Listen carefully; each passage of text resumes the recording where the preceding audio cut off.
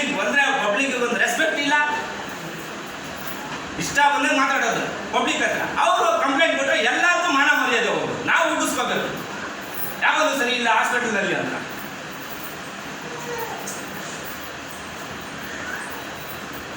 ನೀವು ಓಪನ್ ಮಾಡೋದಕ್ಕೆ ನಾವು